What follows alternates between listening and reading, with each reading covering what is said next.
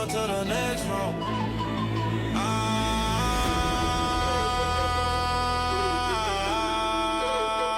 Yeah. Welcome to the next room.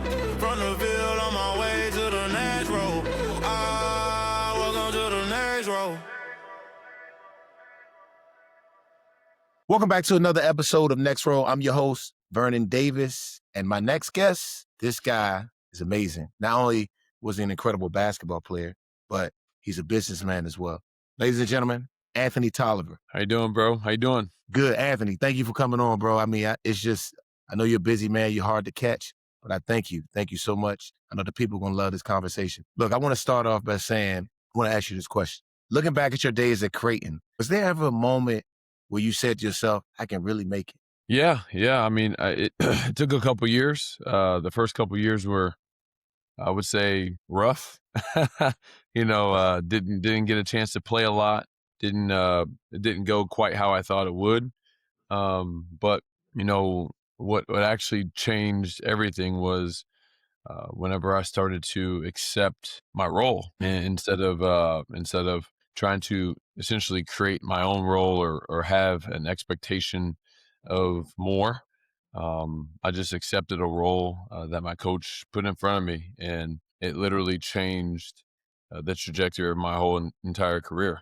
And it allowed me to really fall into place and really just become a role player and really embrace that. And since then, or since that moment, that was whenever my career really took off. Wow, that's amazing, man.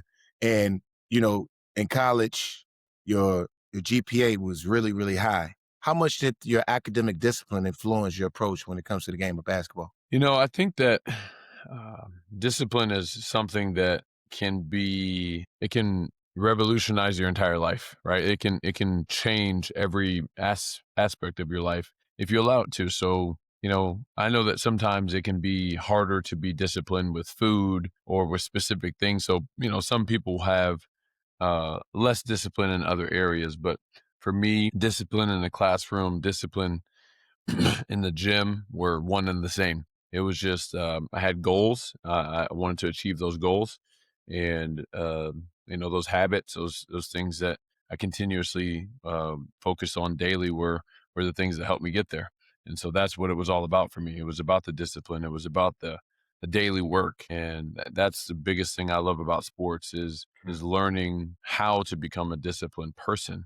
Because as a businessman, as a football player, basketball player, as an actor, as a whatever you want to do, the discipline it takes to become great is the key to success. Mm-hmm. Mm-hmm. And do you feel like, where did you get this discipline from? Was it something that was instilled upon you as a child, or is it something you picked up along the way? I would say a little bit of both. I would definitely say that I have some natural tendencies of discipline. Working out, it's just something that every single day, and even this is 4 years after retirement, I still work out every day because it's a part of who I am. But also I do know that, seeing my mom wake up every single day and go to work and be an incredible provider for me and my sisters was a huge influence on the discipline that I developed as a kid and as an adult was watching her work hard every single day as well. So, like I said, I do think it was a combination of both. I think that some of that I was born with, and it just was something that was a part of me naturally. But then the nature and the nurture, I think both pointed in that direction. Was your mom a single parent? Yes, she was. I mean, my dad was and still is a part of my life. It's not, I wouldn't say single as in, not present. But as far as roles and responsibilities for my daily basis, yeah. I developed a great relationship with my dad as an adult.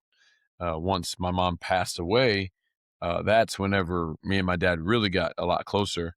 But before that, I had a good relationship with my dad. It wasn't like he was never around or didn't have a relationship or didn't know who he was. Those types of stories, are really tragic. He did have a presence in my life, but just not in the home. So I tell people all the time is He's like, yeah, my dad has always been a part of my life, but I didn't have a dad that I was able to, for example, being a father now, I didn't have a dad to where I could actually say, hey, that's how you are a father, because he wasn't, I didn't live with him. So I didn't have that model as a father in the home. So, like I said, looking back, some people might look at that as a disadvantage.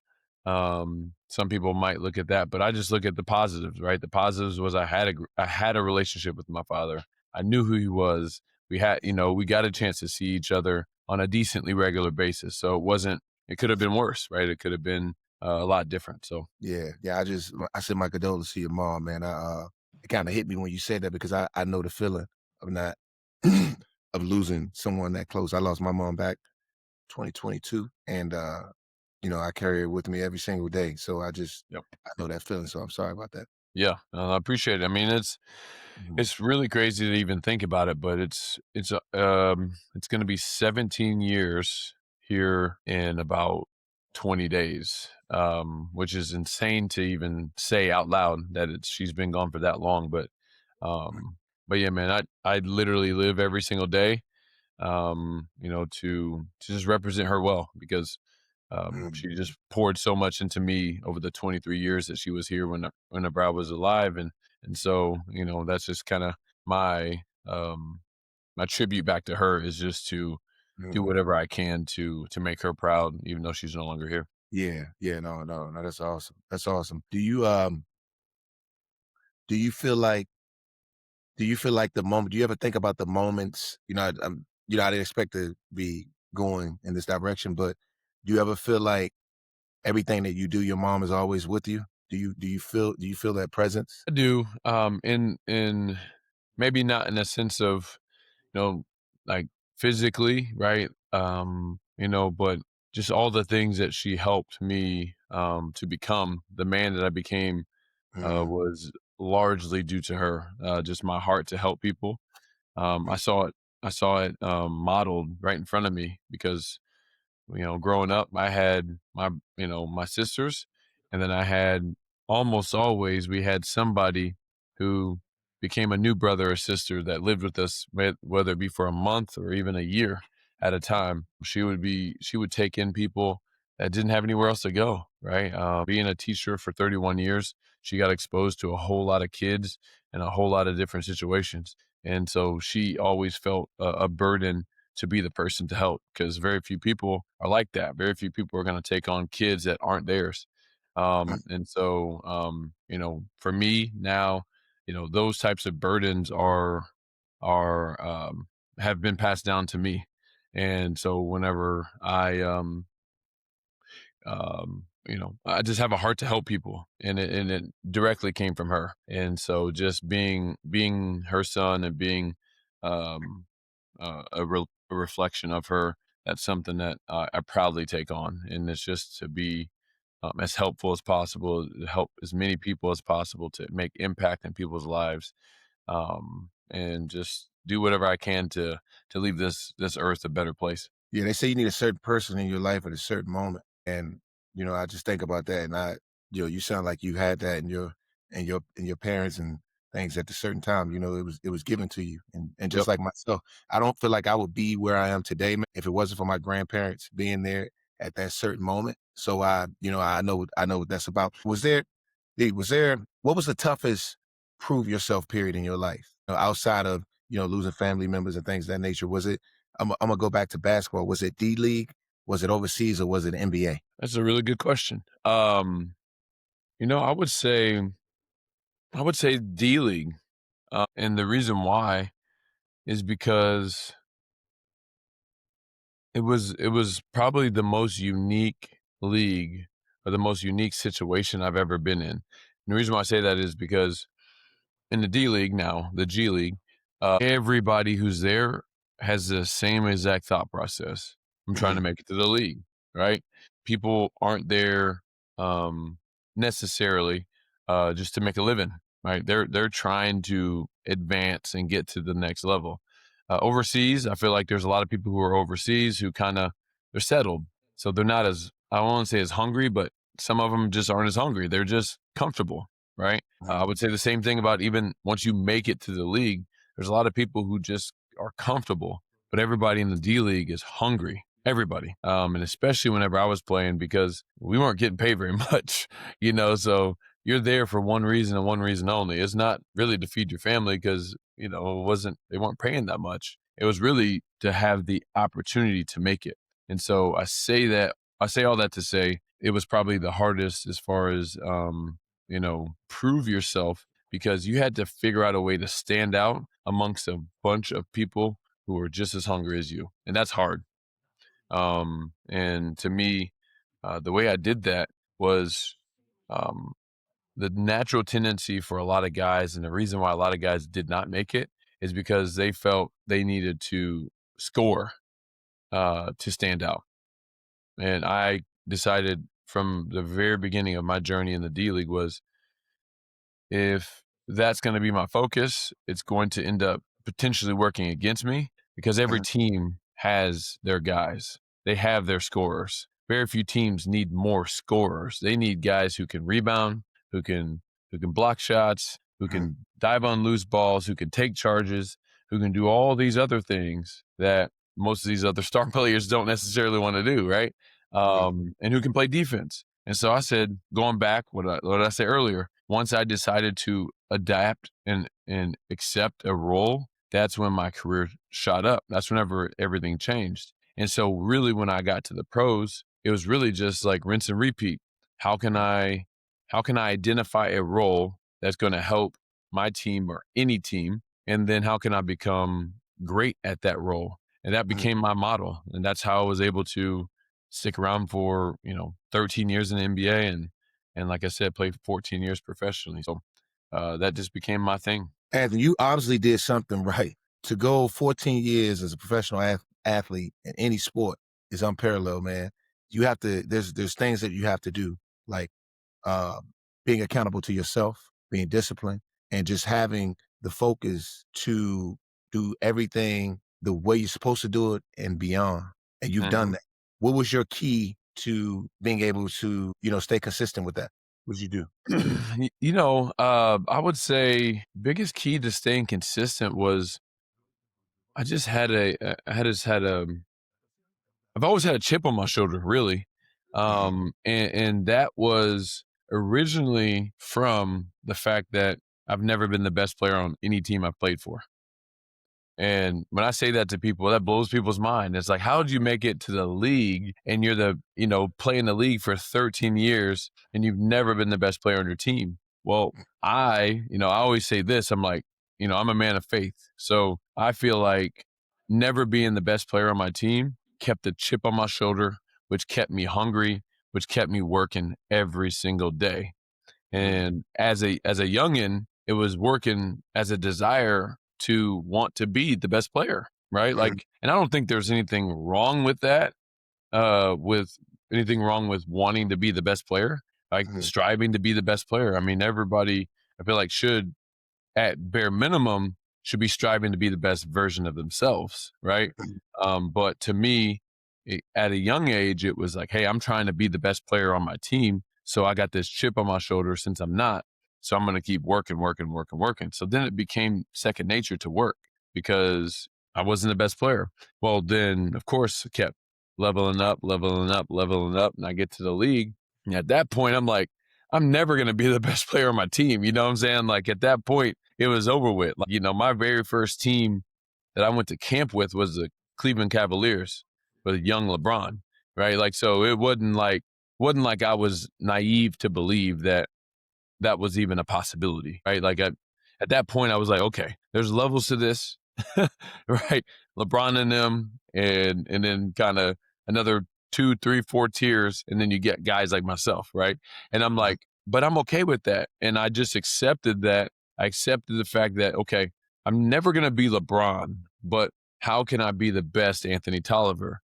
And for me, I needed someone to look at and to try to mimic. And for me, it became Robert Horry. I was like, how can I become Robert Horry? Or how can I become the next Robert Horry? Because he had a very successful career. He was a very successful role player. So I was like, I looked at what he did and I was like, I feel like I could do that, right? Like I have the capabilities to fulfill that role. And so that's all I pursued. I didn't try to do more, didn't try to do less. Just like, let me just do those things. And like I said, it worked out like that because it allowed me to be that role player. And I became a really, really good role player. And most guys, you think about it, most guys who play in the NFL, who play in the NBA, they were the best player on their team, probably majority of their life. And then they had to learn to be a role player. Well, my situation was completely reverse. I've always been a role player. And so when I got to the league, I didn't have to change anything. So it was easy. It was an easy transition from being a role player to being a role player. Yeah. No, absolutely. No, I get that. But also a lot of that for me I played 14 years as well. Yep. Oliver. And one thing I realized is that not only do you have to be, whether you're a role player or one of the best players on the team, how you stay in the league that long is through your character, your reputation, what you stand for. You got to be a great locker room guy. You got to be a great human being. So the coaches, execs, they look at all that stuff. So that's a testament to you. You're obviously a great human being. I know that for sure. But I'm just saying to say when you play that long, that's a big factor in that. Absolutely. I mean, it is. It absolutely is. I can say without a doubt, a part of the reason why I played for 11 teams and I played for 4 of those teams twice. People don't bring you back if you're causing trouble. People don't bring you back if you're difficult. People don't bring you back if you weren't the type of person and player that you were supposed to be the first time. So I think that whenever I look back at my career and I see the fact that I was able to go even play for 11 different teams, that's crazy. It's like the tied for third, I think, ever, right? Like third or fourth or something like that. But then 4 of those teams brought me back twice. That just shows you, okay, and we have an opportunity to bring him back. Cool, we will, because we know what we're getting out of him. And so we talked about earlier, the consistency, right? Like that was just one thing that, that people could depend on for Anthony Tolliver was, hey, I know might not jump the highest, might not run the fastest. He might not be all these things that some of these other guys are, but he is consistent and he's going to work his tail off. Right. And so I was like, I'm cool with that. Like, if that's going to get you to sign me and pay me every 2 weeks, then I'll go with that. No, that's dope. You said 11 different teams you played on. There's a guy that I played with in San Francisco, played with him in Washington Commanders, Josh Johnson. I think he's been on every single team in the NFL. Wow. So he's probably still, I think he's still playing right now. That's so crazy. Yeah. It's a lot of moving. I know how much I moved with 11 teams. He moved, man, that's crazy. Oh, man. Come on, I already know. Was with you moving that much, was there ever a place or moment that felt like home to you? I would say no place felt like home because I always kind of kept the basketball and the basketball situations in kind of its own silo, because honestly, I don't know if this sounds weird or not. I never wanted to really get comfortable living that lifestyle. And I mean, like, I didn't want to have private jets and dollar steak dinners become normal to me, because I knew after I was done, that money was going to dry up if that's how I continued to live forever and ever. So I was like, I'm just going to enjoy it while I live, while I'm here. And it's kind of like, this is my job. This is a great opportunity. Different cities like Detroit, I feel like Detroit really embraced me more than anywhere else. Golden State was another one where they really embraced me just as much or as more as anywhere else. And I would say everywhere else is kind of different things. I like Charlotte. I like living in Charlotte. I like living in Sac. Minnesota fans are great. There were several places I did enjoy, but I would say overall, the Detroit fan base really embraced me at a different level, and they're known for their blue collar, right? Like that's Detroit's blue collar, and that was just my style of play. I was just a blue collar guy. I was just no frills, nothing super crazy or exciting. I'm just going to try to get the job done one way or another. And the fans there really, really love that. Oh, that's amazing, man. What coach or player would you say left a mark on you? Maybe you still talk to him to this day. Yeah, coaches, Stan Van Gundy. I mean, that was Detroit. He was, I still talk to him on a regular basis now. check in on him, and he checks in on me.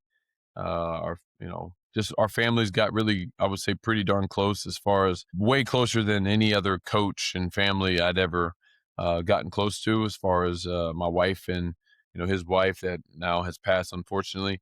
But, that was definitely a special relationship that I had in the league, and still to this day. And then players, um, it's kind of funny because I feel like I have a wide array of players that I've connected with, but also just like stayed in touch with, or been, I would say, call a friend, right? Um, some are role players, but some are superstars. I think that, how it is like personalities that kind of mesh and don't do well together.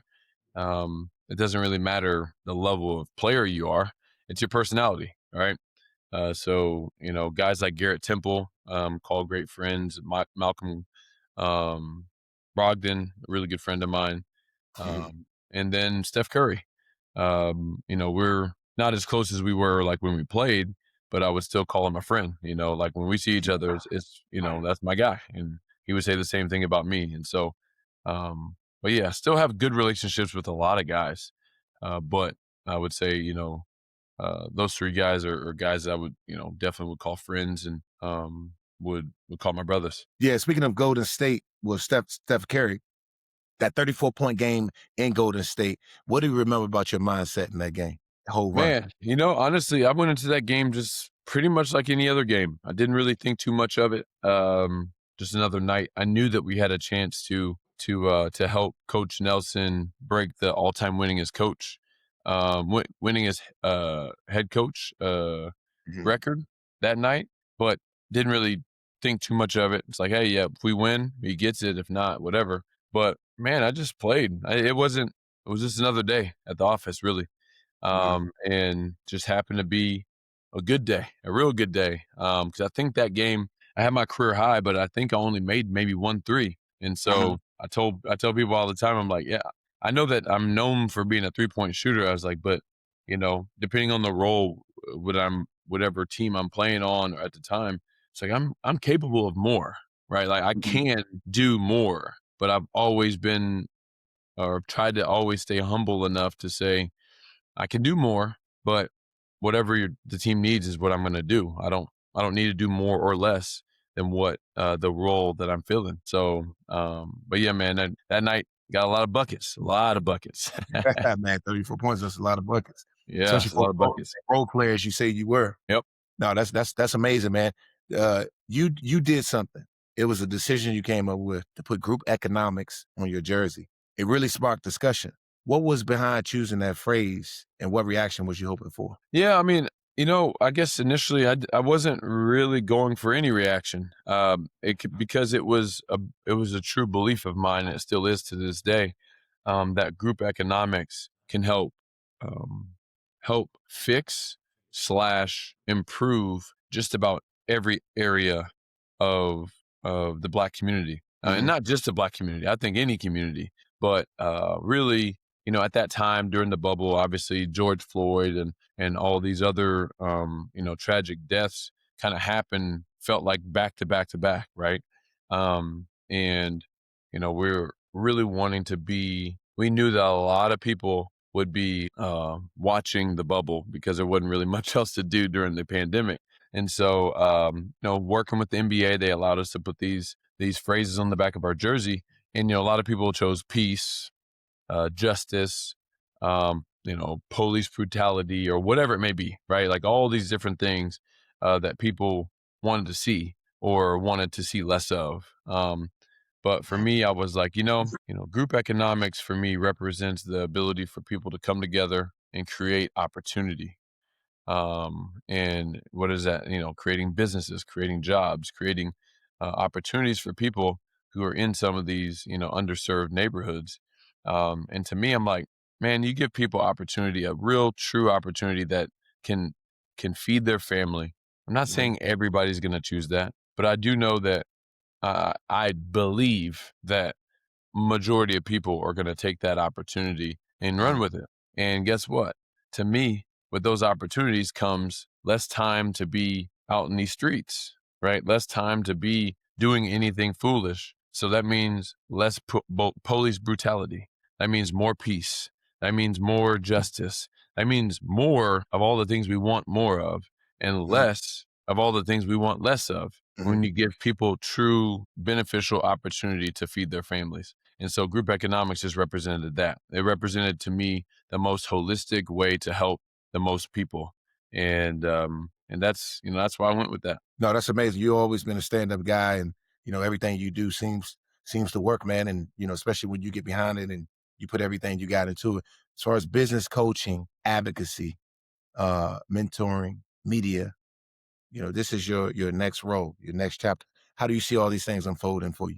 For me, it's all about legacy. Honestly, it's all about legacy. Everything that I do, that I put time into, effort into now, it's about legacy. I've been able to make good money through the game of basketball, been able to make good money through business. Before you make a bunch of money, if you don't have money, you think money's the ultimate, right? You think it's the answer to it all. Once you receive money, you realize it's a tool, but it ain't the answer. And so for me, I mean, and I already had a good idea of that, right, before making it to the NBA and everything else, but it just confirmed it. Once I received more money than I could ever imagine as a kid, as a basketball player and as a businessman, I realized this is not what it's about. And so, fast forward, yes, would I like to continue to make money? Sure. Right. Like, absolutely. Right. Like you're not going to go do shows or do different things unless, hey, you make some money from it. But for me, whatever role I play moving forward, and whatever roles I've accepted in the past, they're all about legacy. They really are. It's about, what imprint do I make on this earth before I leave it? How many people can I help before I leave it? Um, if I start a business, there's a purpose behind it.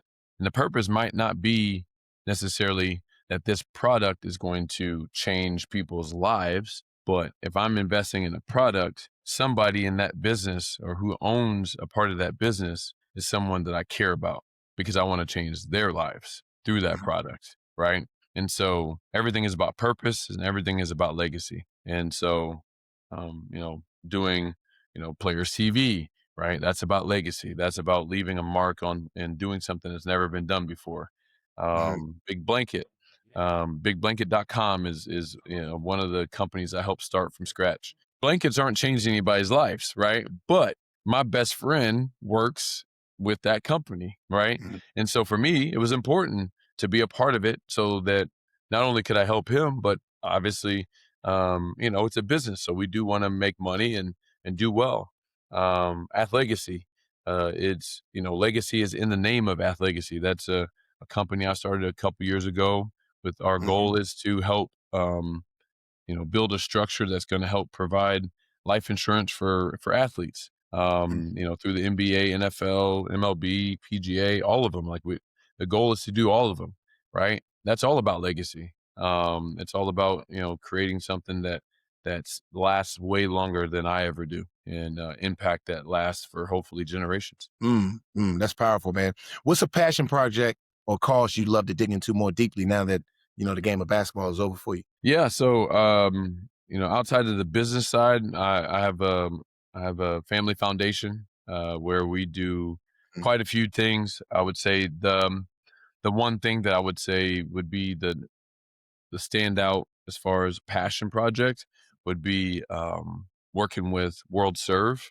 And we do a lot of water wells in sub-Saharan Africa. And so, recently my kids actually raised a little over $60,000 to build some wells. We have a matching program and different things. They voted me to be the chairman of that board about a year and a half ago. So as far as outside of business, outside of family, that's where I put a lot of my time, is into World Serve and trying to help people, mainly in Africa, but also here in starting to do some programs here in the Navajo Nation. as well, trying to just bring clean water, which is, I mean, you think about that, right? I live in this house, you live in your house. We have tap water. I got a big thing of water right here. We take it for granted, take 20-minute showers, like we just take it for granted, right? Like it's not promised for everybody in the world. I mean, there's just millions and millions of people who don't have clean drinking water. And so when you talk about giving back, it's really, there's a lot of things that you can give back to. And I don't think that one is necessarily better than the next, but my thought process is if I'm going to get behind something, I want it to be something that's, like I said, impactful. And for me to have the basic fundamental need of water is about as fundamental to a great prosperous life as anything. If you don't have water, you don't really have life, right? You can't grow anything without water. You can't, you can't live very many days without water. And so having clean water is about as basic of a need as possible. And so just going back to the basics really with that and trying to be a change agent around the world. Mm-hmm. No, that's amazing, man. A lot of people talk about, you speak about purpose. A lot of people come to me and they ask, how do they find their purpose? And I tell them, and maybe you can attest to that or whatever your perspective is. But I feel like purpose comes when you put your passion, your drive, and your willingness into something. Eventually you're going to find what your purpose is, because it's right next to your passion. You know what I mean? And that's my only hope, that everyone's able to find, what their purpose is, find their calling. But I know it only happens through being proactive and having the motivation to even take a step and not having fear and all those different things that go into achieving certain goals and aspirations and things. Yep. I mean, I heard several years ago, I don't remember where, maybe it was at church or maybe it was a podcast. I can't remember, but, one person kind of described purpose or passion as what breaks your heart, right? Like find out like what out of all the things in the world, what breaks your heart, and then figure out a path to do something about it. It's like, and then that might be, and I guess that would be more in like the philanthropic area, I guess. Um, but for me, kids not having is heartbreaking to me, right? And not having, it's like, well, not having toys, it's like, well, yeah, that might be some people's, issues, like, oh man, they can't get Christmas presents. That sucks. But to me, I'm like, a kid not having the ability to have fresh water or not have water that's going to potentially hurt them or kill them, I was like, that destroys me. Like that is something that, breaks my heart on another level. And so whenever I was exposed to that, I knew immediately that this was something that I needed to be a part of and be a change agent in. And I think that another thing when it comes to, once again, the philanthropic side of things is I think too many people believe that if they can't change at all, that they get overwhelmed and then they just don't try to do anything. I am a firm believer that, if you have something that breaks your heart and you have the ability to help one person, then that is monumental. Like when I say one person, I really truly mean it. Like one person, because you could change the trajectory of that person's life, potentially multiple generations of lives if you help that one person, right? So your impact, you might not see all the fruit of your impact if you help one person, because it might take even a generation or two or 5 or 10 for the real fruit to come. But if you can change one person's life for the better, whatever you have to do to make that happen, it's worth it. That's just my, personal belief. You know what they say when they say voting, every vote counts, right? So it's like one at a time. And I like to think of it like this too, AT, like when we're doing things in life, whether it's playing basketball, playing football, we're ultimately giving somebody something. Everything in life we do is all about giving back and giving somebody something, whether it's motivation, inspiring, whether you're using basketball as a platform for something else after you're done playing the game. Like it all goes back to giving somebody something. It's not it's not even for our greater good, really. Of course, we're having success and we're going to prosper in the process. But once we mature and we understand that everything that we do is for a greater cause, then, you understand life a little, much more. There was an analogy that was brought up in a sermon that I listened to recently, and it talked about a fruit tree, right? Hmm. And how a fruit tree grows fruit, but does it grow fruit so it can eat its own fruit? No, a fruit tree grows fruit so it can feed other people. So think about the fruit of your life. It's like you're blessed with all this fruit, but not to say that yeah, of course you're going to pay your bills, you're going to do your thing, but like what fruit in your life is being used for other people? Because that's truly what fruit is about. It's not about yourself, it's about other people. Hmm. And so I think that goes right along with what you're saying. It's like, man, we're all, at all times we're giving. And it's like, whether or not you want to or not, if it's voluntary or not, but like if you're an entertainer, you're giving entertainment. If you're a basketball player, you're giving entertainment. Football player, same. We're, like you said, might be inspiring the next generation. There's all these things that are being given by just us playing the game. Also, whenever, as a businessman, as an actor, as a whatever you are post-career, you're always giving. You're giving something. And so it's just a matter of like, are you aware of what you're giving? Are you giving negative or are you giving positive, right? Because you can give negative. There's a lot of negative things that can come from giving too. So yeah, man, I appreciate that insight. Yeah, no, absolutely. If you could mentor one younger athlete, what's the single most important lesson you'd pass along? Ooh-wee. Well, shoot, now that NIL is doing what it's doing, because I was about to say as a professional athlete and a college athlete, it's two different things, but not anymore. I would say even going back to being a college athlete, if I were to say, hey, I'm going to mentor you, I'm going to help you out, one of the first things I would tell them is to be really learn about money. Like really learn about it. Like learn like all the nuances of how it all works, where your money's going, how it's being spent, how much money you're spending on a regular basis. Like Mhm. like learn like financial literacy, right? Like just learn the game.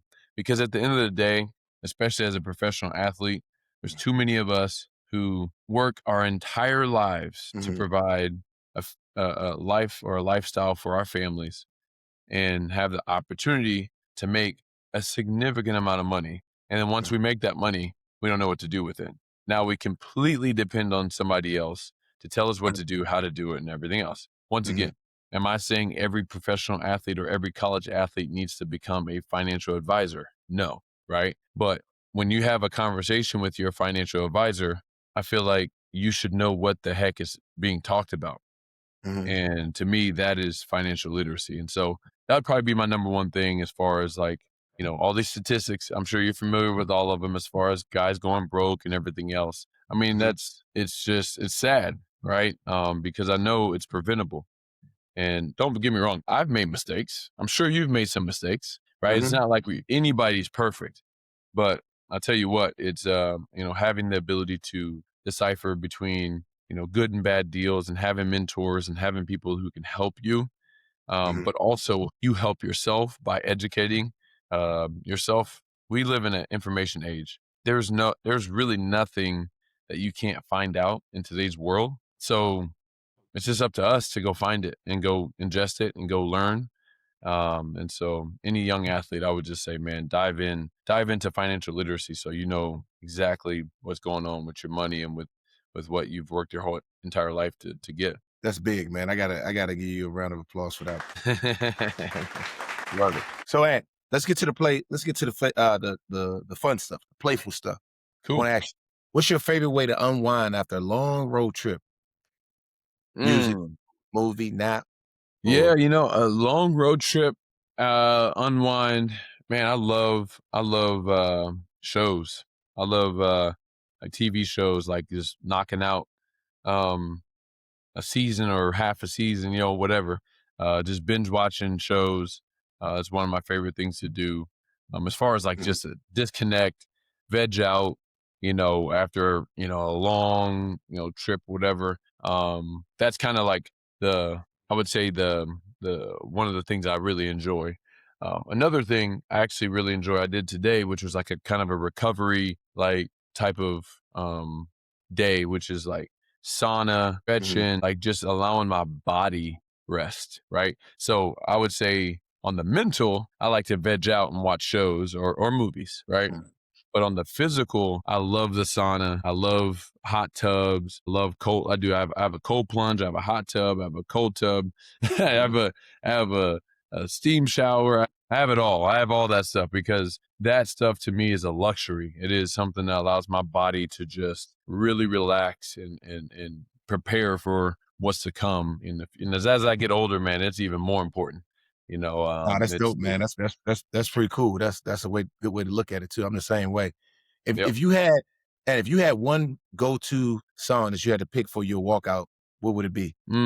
Right now, I just actually got introduced to an artist named Zee, and he has a song called "Glory to Glory" that goes crazy, like crazy. And so, been listening to that on repeat for the last probably like 2 weeks. So, that's probably first one off the top of my head. And then shout out to my good friend D1.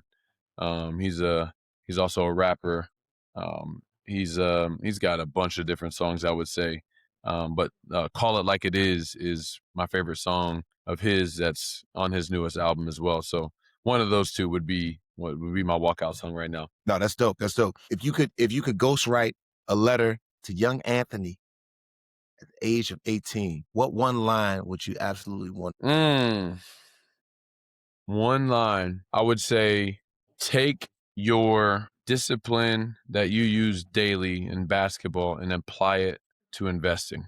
That would be the one line I would 100% want to include in that letter. And I say that because for a long time I allowed emotions into my investment thesis, I guess. And I allowed me to get a little too excited about certain things and be a little too I went a little too heavy into certain investments, and it had nothing to do with anything besides emotions. It was just it was undisciplined investing. And I'd look back and if I'd run the math on, hey, if I made the same exact portfolio, but I approached it with the discipline of, hey, this is my max, this is my minimum, and this category I stay in this check size, in this category I stay in this check size, in this category I stay in this check size. I guesstimated that I would be about 3 to 5x higher as far as my returns go if I would have stayed disciplined in my approach instead of just being emotional. Because it's, hey, I made a lot of investments and I did well in some of them, right? I did. And those have carried basically even the mistakes that I've made, the ones that I did well in actually like made my entire portfolio successful. Wow. But the success level compared to what it would have been if I would have just stayed disciplined in my investments as like I did in basketball, the losses wouldn't have been nearly as big, but the wins actually would have stayed the same. It's crazy. The wins would have been the same, but my losses would have been significantly decreased. And so I would say that, like, take that same discipline from basketball and apply it to investing. That's beautiful. In a one-on-one matchup, who you going against? Teammate, partner, fun match. Who you going against? For fun, I would love to just play against, well, how about this? I'll take two. So one of the first things I had to do getting into the NBA was match up against LeBron. And in training camp, of course, like it's kind of crazy. We're almost identical size, like him and I think he's a little heavier. He's got a little bit more muscle than I do. But just because that's kind of who I started off playing against and going up against and whatever, love to, go ahead and go up against him. And then Michael Jordan, that was my childhood idol. And I swear every story I've ever heard of Michael Jordan playing one-on-one, I don't think I've ever heard of him losing, right? And so I'm like, what if I got lucky, What if I got lucky and took him out, right? Like, I mean, that would be, somebody that I would definitely want to see one-on-one. And, in my eyes, LeBron and MJ are the top two ever. And I would say MJ first and then LeBron second, but more like 1 and 1A in my bucket, that those two guys are at the top. And then I would say everybody else is significantly further down the list. But yeah, just because they're my top two ever, I would want to play those guys one-on-one. That's dope, man. That's dope. I know time's running out, AT, so I'm going to give you this rapid fire, and I'm going to let you get out of here. I know you got to get back to work. All right. Action movie or comedy? Ooh, dang. Action. Comedy. Founder of Uber or Airbnb? Let's go Uber. You taking coffee or energy drink? Coffee. Would you rather a championship and only making $50 million or no championship and making $300 million? No championship. That's not even a question for me. That's not even a question. 300 over. Oh yeah, 300. You know what, man? It's funny because some people get on here, man, and they try to play championship. I want the championship. They want to be that team player. I'm with you, Ed. Look. No, the thing is, you can be a team player. I love it. That's all I was. But at the end of the day, a championship ring ain't feeding generations of my family. Exactly. I'm taking that 300. Taking that 300.